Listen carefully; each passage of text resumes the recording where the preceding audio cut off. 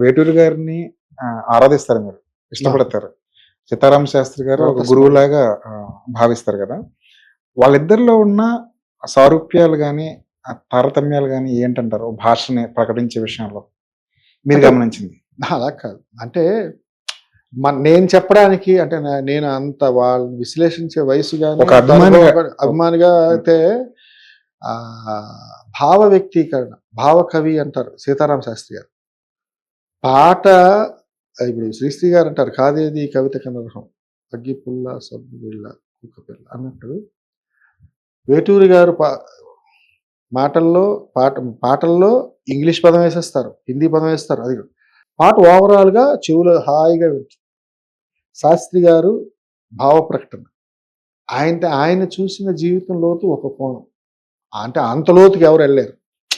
కొంత దూరం వెళ్తే ఊపిరందదు. సముద్రంలో కూడా కొంత దూరం వెళ్ళగలరు. ఈవెన్ సబ్మరీన్ అయినా. ఈయన సబ్మరీన్ దాటి కిందకి అడుగుల్లోకి వెళ్ళిపోయి కింద ఉన్న మట్టి తెస్తా అంటాడు.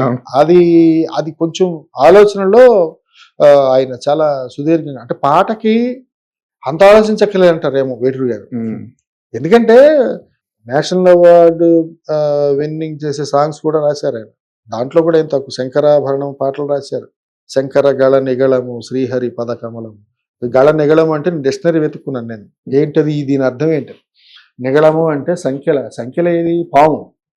పావుని సంఖ్యలుగా మార్చాడు శివుడికి. అంటే ఆయన అవతల వైపు సంస్కృత సాహిత్యంలోని, ఇవతల తెలుగులోని పండితుడు, ఒక జ్ఞానపీఠం.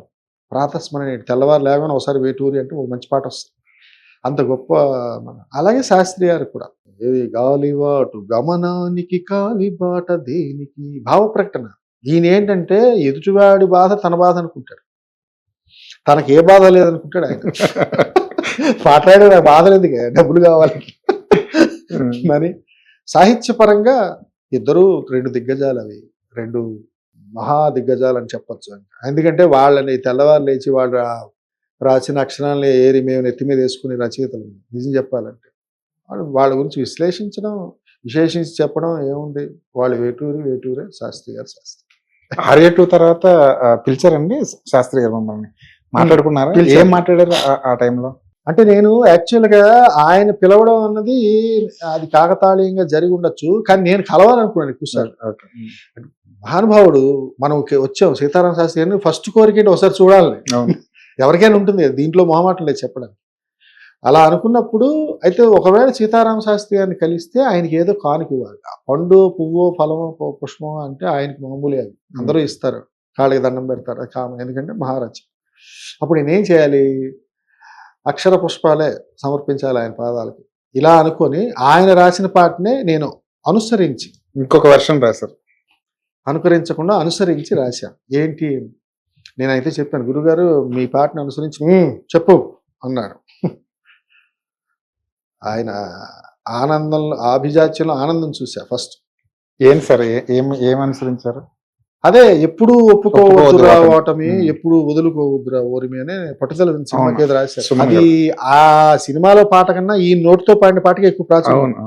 అది నేనేంటంటే ఊరికే, అది చాలా కాలం క్రితం రాశాను నేను. అప్పుడు ఎప్పుడో విని 2008లో ఎప్పుడో రాశాను. 2007లో అతను ముందు రాకముందు శాస్త్రి గారి దగ్గరికి ఒకటి వెళ్తే, గురుగారు నేను ఇలా రాశాను, మిమ్మల్ని అనుసరించాను చెప్దామని. నిజంగా అది జరిగింది. అప్పుడు ఏ పాట రాలేదు నాకు 2008 కానీ రాశా. దాంట్లో కాళ్ళు లేని నదులు కూడా ఎదగడాన్ని వదులుకోక పల్ల మెరిగి కడలి చేరురా, నేల ఒడిన నిదురపోయి నింగి చెలిమి మరిచిపోతే కడలి మనుగడెన్ని నాళ్ళురా, నిత్యపురుటి నొప్పి జన్మ అంటూ నీరసించిపోతే రవిని కన్న తూరుపేదిరా, కీర్తిశేషుడనంటామ ఒక్క పూట చందమామ దిక్కుదాటి పక్కకెళ్ళినా, ఎంత గొప్ప దిక్కులైనను చుక్క వెలుగు ముందు తక్కువేనురా, ఆశయాలు ఉన్న మనిషి చుక్కలాంటి వాడురా, కోరుకోలేదని జననము నువ్వు ఆపుకోలేవుగా మరణము. రెండు మన చేతుల్లో లేవు. పారిపో నీకురా ఏ క్షణం, నిన్ను జారిపో నీకురా నిర్ణయం, దూరముంచుకోకు ఆశయం, దగ్గరుండ నీకు సంశయం, తెలుసుకో జీవితం మిగిలిపో శాశ్వతం అని ఇలా రాసిన. అది రాసినప్పుడు నాకు తెలియని అర్థం ఇంకో 40 నిమిషాలు ఆయన చెప్పారు. అంటే దీంట్లో ఎంత ఉందని నేను అనుకుంటున్నాను. శాస్త్రి గారు అది ఉంటుంది కదా, ఆయన చెప్తూనే ఉన్నారు 47 నిమిషాలు కూర్చున్నా ఆయన ముందు. ఆయన చెప్తుంటే అలా వింటూ ఉన్నాను. ఓహో, దీంట్లో ఇది కూడా ఉందా లోపల అనుకున్నా.